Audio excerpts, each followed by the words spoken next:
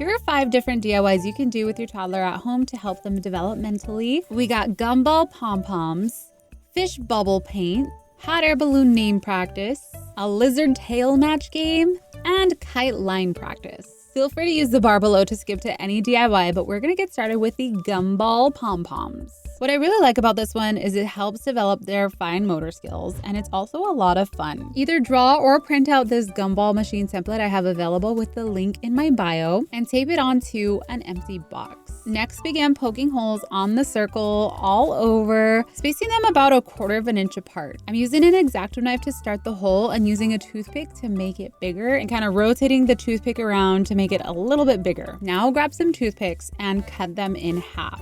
Be careful doing this here because I did have some toothpicks kind of fly out while I was cutting them. Fair warning, you should probably do this while your child is napping. Next, grab some colored pom-poms and begin hot gluing them to the flat side of the toothpick. I'll link the pom-poms that I've used for this project in the description below as well, and I've used these in multiple projects, so they come in really handy and they're really inexpensive. Create a variety of different fun colors, and if you're worried about the toothpick being too sharp, you can press it down on the table to kind of flatten it out a little bit so it doesn't have that point.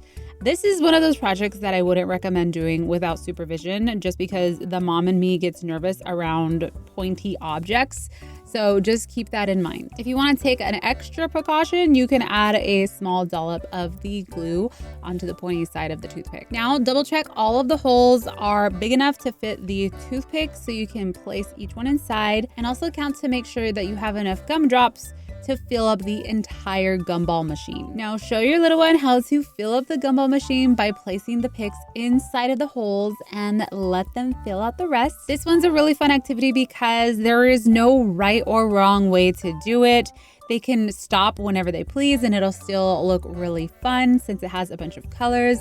If the toothpicks make you really nervous, alternatively, you can grab the little sticker circles that are also on Amazon and you can just have them place the stickers on it. It honestly will be less work for you. You won't have to poke all the holes. So you can use this in multiple ways. Next up is this fish bubble paint activity. This one also helps with fine motor skills and you can also practice with counting. Draw or print out this fish template that I have created and grab yourself some blue dot markers. Or you can also use the blue circle stickers.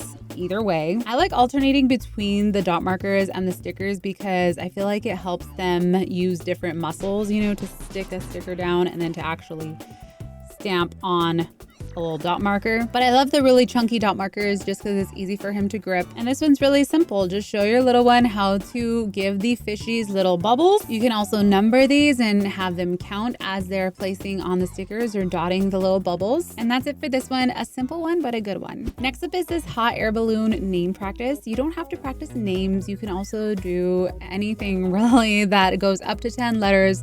That's the template that I have available on my site. I also have the template for the size of the circles that you're gonna need to cut out. So print out that template depending on how many letters your word has. And then I printed out the circle template on different colored cardstock paper to create a variety of different colored hot air balloons. Once you have those circles cut out, grab a non-toxic glue stick and show your little one how to add the glue onto the back of it, flip it over and have them spell out their name. I would start off with their name. Knowing how to spell their name is the first thing that they should probably learn. This one's again really versatile. You can add this one to their activity book and have different words if they're a little more advanced. But my son is obsessed with hot air balloons, so I thought it would be a really fun way to get hot air balloons in his activities. Next up is this lizard tail match game. And I know it's kind of gross when you think about lizards' long tails, but every time my son sees a lizard, he loves to chase after them. So I thought it'd be really fun for us to do an activity with lizard tails. It just works. You'll see. So this project actually helps with fine motor skills, and I tried to draw the lizards as cute as I possibly could. So either draw or print out the template that I have available on my website, and you're gonna tape or glue it to a piece of cardboard. Then you're gonna cut the cardboard so that the tails are right at the very edge of the cardboard, but you're gonna leave a little bit of space. I went ahead and taped down the paper to the cardboard because we are going to grab a hole puncher and punch out at the edge of each lizard tail. Now, I will admit it was a little challenging to punch the actual hole, so I actually ended up having to step on my hole puncher and use the weight of my body to get it to go through both the paper and the cardboard.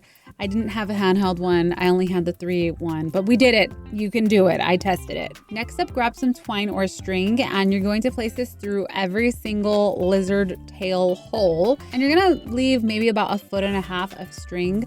You're gonna tie it in a knot and let the strings dangle down below the lizard tails. Those are gonna be the tails that we're gonna build upon. Then you're gonna wanna grab some colored straws and cut them to about 1 inch to 1.5 inch length. I've done this in multiple DIY projects, so make sure to save those straws and use them for other projects because we're not being wasteful here. Then to make it a little bit easier for your little one to stick the string through the straw, I would suggest grabbing some tape and taping off the edge of the string so it kind of resembles like a little shoestring, or you could even use a shoestring, to be honest.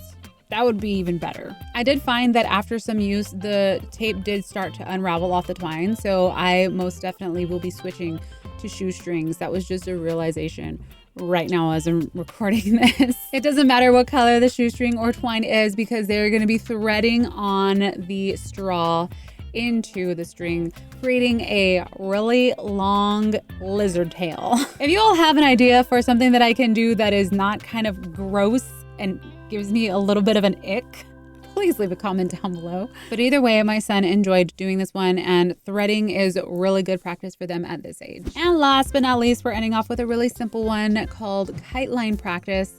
My son is obsessed with anything that goes in the sky. He loves kites. So I thought this would be really fun for us to do some line practice and drawing and holding a pencil. So I created these kite templates. I have 2 available that are different style lines. And then I also left one blank in case you want to do the lines yourself and make it more challenging depending on the level of your child. This one I like to just slap in an activity book, give him a chunky crayon or marker or something, whatever he's feeling that day, and show him how to trace the line.